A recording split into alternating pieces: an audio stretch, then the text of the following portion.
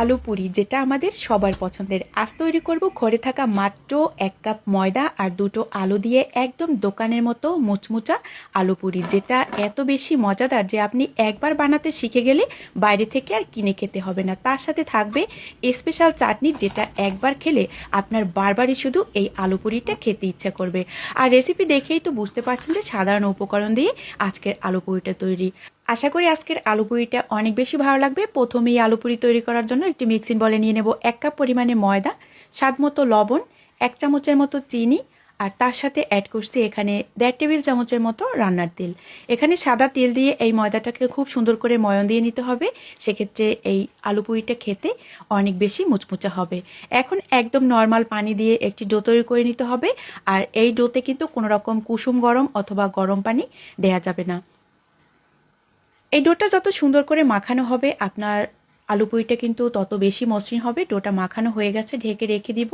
অন্যদিকে এখানে ডালপুরি তৈরি করার জন্য আলু পুরি তৈরি করার জন্য একটি প্যানের মধ্যে দিয়ে দেবো 2 টেবিল চামচের মতো রান্নার তেল। তেলটা যখন গরম হয়ে যাবে দিয়ে দেবো 1 চামচের মতো পাঁচফোড়ন। পাঁচফোড়নটা যখন হয়ে যাবে ওই পর্যায়ে অ্যাড করছি এখানে 1/2 কাপের মতো পেঁয়াজ কুচি। টেস্ট অনুযায়ী ঝালটা আপনারা দিয়ে নেবেন। এখানে আমি কাঁচামরিচ অ্যাড করছি। দিয়ে দেবো হলুদের গুঁড়া, গরম মশলার গুঁড়া, চাট মশলার গুঁড়া আর স্বাদ মতো লবণ। এখানে চাট মশলা আর গরম মশলাটা আমি 1/2 চামচের মতো ব্যবহার করছি। আপনাদের হাতের কাছে যদি কোনো মশলাই না থাকে সেক্ষেত্রে চাইলে 1 প্যাকেট স্বাদে ম্যাজিক অথবা নুডলস মশলাও ব্যবহার করতে পারবেন। হালকা একটু পানি দিয়ে মশলাটা কষিয়ে নিয়েছি, আর এই পর্যায়ে আগে থেকে সিদ্ধ করা আলু এখানে আমি 2টা অ্যাড করছি। আপনারা যদি ডালপুরি বেশি পরিমাণে তৈরি করেন সেক্ষেত্রে পুরের পরিমাণটাও বেশি করে তৈরি করতে হবে। তো এখানে দিয়ে দেবো 1 টেবিল চামচের মতো এখানে একদম ফ্রেশ সরিষার তেল, আর কিছুটা পরিমাণে ধনেপাতা কুচি দিয়ে আমি পুরটা নামিয়ে নেব। আর এদিকে দেখতে পাচ্ছেন 10 মিনিটে কিন্তু ডোটা অনেক বেশি সফট হয়ে গেছে। এখন একদম রোলের মতো করে তারপরে নাস্তার শেপগুলো দিয়ে দিব। আর এরকম নাস্তার শেপগুলো আগে থেকে দিয়ে নিলে সবগুলো নাস্তাই একই সাইজের হয়, দেখতেও অনেক বেশি ভালো লাগে। তাই একদম ছোট ছোট করে লেচিগুলো কেটে নেবেন, আর কাজটাও অনেক বেশি সহজ হয়। এখন আমি লেচিগুলো কেটে নিয়ে একদম ছোট ডোয়ের মতো তৈরি করে নিব। সেক্ষেত্রে কিন্তু নাস্তাটা অনেক বেশি মসৃণ হবে আর দেখতেও ভালো লাগবে। তো সবগুলো লেচি আমি একভাবে বলের মতো করে নিব। বন্ধুরা, এত সময় ধরে আমার রেসিপি দেখার পর যদি আপনাদের কাছে এতটুকু ভালো লেগে থাকে তো চাইলে আমার ছোট্ট চ্যানেলটা ঘুরে আসতে পারেন। আশা করি আপনাদের কাছে অনেক বেশি ভালো লাগবে। সবগুলো লেচি বানানো হয়ে গেছে, ঢেকে রেখে দিব। আর অন্যদিকে একটি লেচি নিয়ে এখন আঙুলের সাহায্যে এরকম একটু হালকা বড় করে নিতে হবে। ভিডিওতে যেভাবে ঠিক দেখাচ্ছি ঠিক এইভাবে করে। একদম কিন্তু লেচিটা পাতলা করে ফেলা যাবে না, সেক্ষেত্রে আবার পুরটা বের হয়ে যাবে।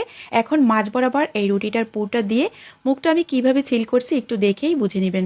পুরের পরিমাণটা আবার একদম বেশি দেওয়া যাবে না, সেক্ষেত্রে আবার ভাজার সময় মুখটা খুলে যেতে পারে, তাহলে কিন্তু তেলগুলো আবার নষ্ট হয়ে যাবে। তো এইভাবে করে সবগুলো নাস্তা তৈরি করে নিব।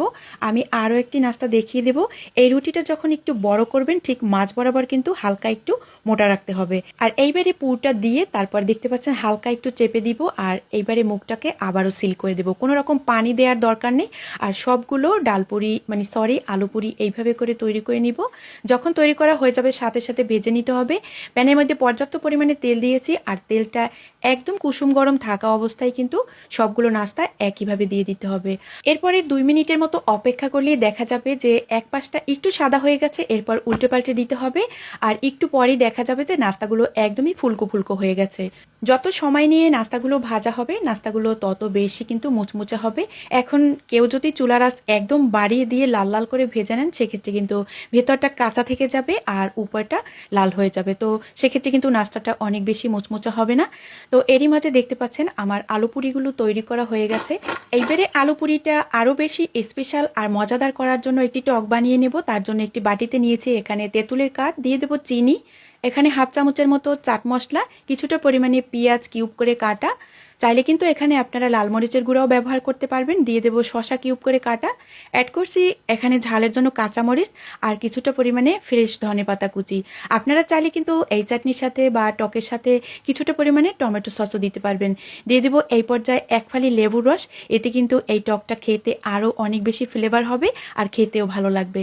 তো দেখতে পাচ্ছেন টকটা একদম রেডি হয়ে গেছে। আর এই আলু পুরির সাথে এই টকটা খেতে যে কী পরিমাণে মজা একবার বাসায় তৈরি করলেই বুঝতে পারবেন। আমি গ্যারান্টি দিয়ে বলতে পারি এই আলু পুরিটা যদি আপনি একবার বাসায় বানান এই টকের সাথে, সেক্ষেত্রে এটার বায়না শুধু বারবারই আসবে, কারণ এটা এত বেশি মজাদার আর এত বেশি মুচমুচা, এটা বারবারই খেতে ইচ্ছা করে। আর কতটা মুচমুচে শব্দ শুনে তো নিশ্চয়ই বুঝতে পারছেন। আশা করি রেসিপি ভালো লাগবে। দেখা হবে নতুন পর্বে। সবাই অনেক বেশি ভালো থাকবে।